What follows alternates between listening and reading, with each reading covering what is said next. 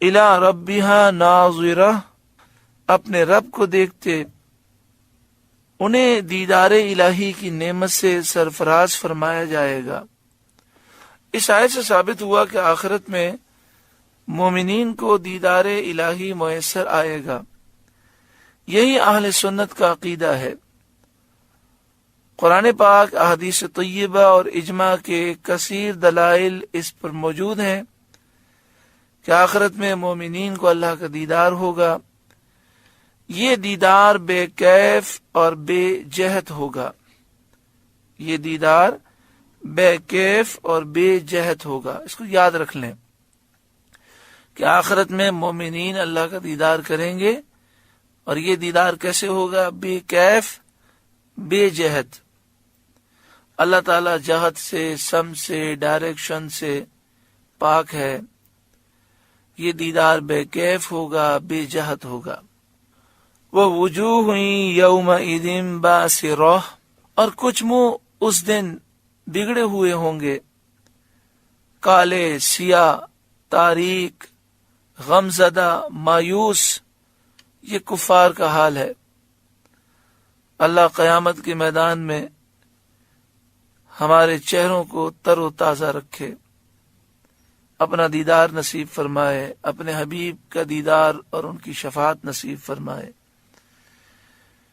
تو فرمایا کافروں کے چہرے بگڑے ہوئے ہوں گے۔ تظن ان يفعل بها فاقرہ، سمجھتے ہوں گے کہ ان کے ساتھ وہ کی جائے گی جو کمر کو توڑ دے،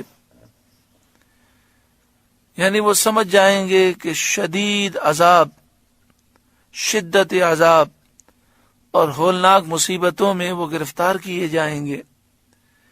کلا، ہاں ہاں، اذا بلغت التراقی، جب جان گلے کو پہنچ جائے گی، موت کے وقت۔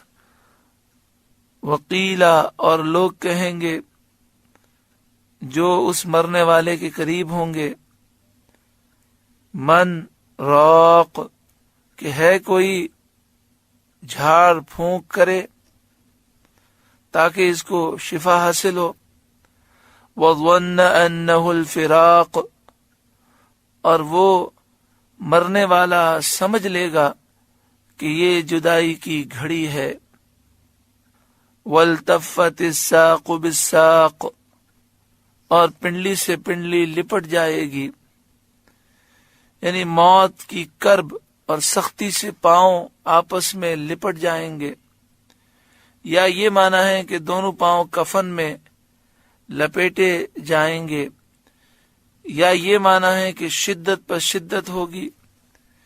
ایک دنیا کی جدائی کی سختی، اس کا غم، اس کے ساتھ موت کی تکلیف، اس کا کرب، یا ایک موت کی سختی اور اس کے ساتھ آخرت کی سختیاں۔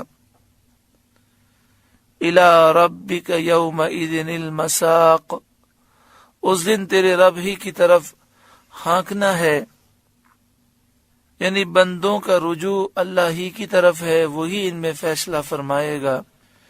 یقیناً یہ موت کا وقت ہر ایک پر آنے والا ہے، نہ جانے اب کتنے لمحات ہمارے باقی ہیں۔